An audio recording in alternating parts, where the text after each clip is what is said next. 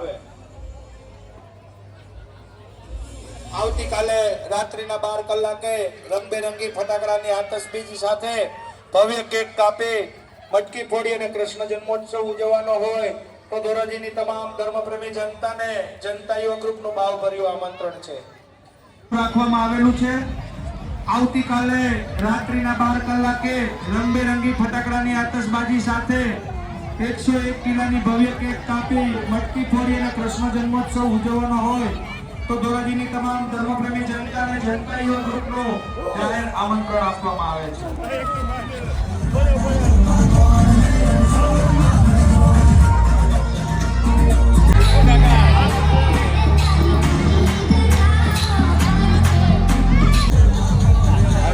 બધાયનો મોટો દાંત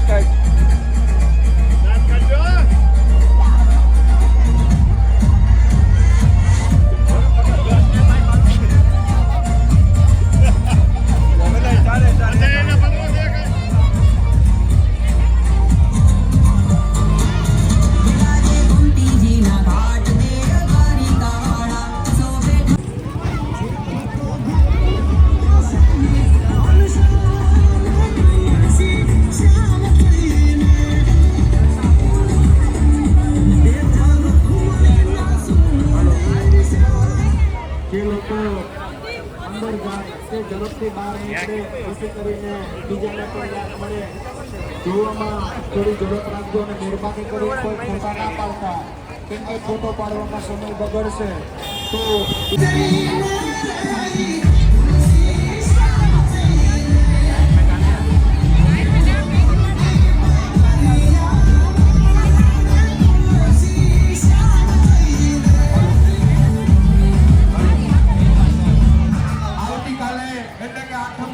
રાત્રિના 12 કલાકે જનતા યુવા ગ્રુપ દ્વારા આયોજિત બાલકૃષ્ણ લીલાનું આવતીકાલનું પ્રદર્શન રાત્રિના 8:30 કલાકે ખુલ્લું જાહેર કરવામાં આવશે અને આ ધોરાજીના પબ્લિકના રાખવામાં આવેલું છે। આવતીકાલે રાત્રિના 12 કલાકે રંગબેરંગી ફટાકડાની આતશબાજી સાથે 101 કિલોની ભવ્ય કેક કાપી મટકી ફોડી અને કૃષ્ણ જન્મોત્સવ ઉજવવાનો હોય તો ધોરાજીની તમામ ધર્મપ્રેમી જનતાને જનતા યુવા ગ્રુપનું જાહેર આમંત્રણ આપવામાં આવે છે।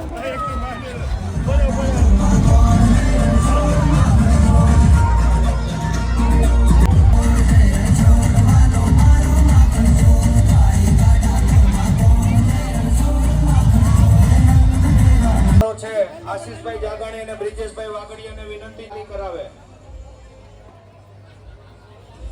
આવતીકાલે રાત્રિના 12 કલાકે રંગબેરંગી ફટાકડાની આતશબાજી સાથે ભવ્ય કેક કાપી મટકી ફોડી અને કૃષ્ણ જન્મોત્સવ ઉજવવાનો હોય તો ધોરાજીની તમામ ધર્મપ્રેમી જનતાને જનતા યુવા ગ્રુપનું ભાવભર્યું આમંત્રણ છે।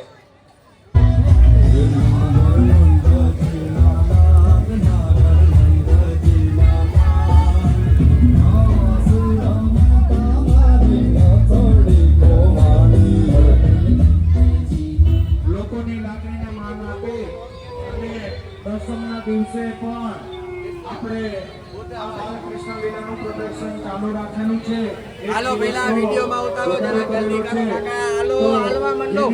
ધોરાજી વાસીઓએ ખાસ નોંધ લેવી।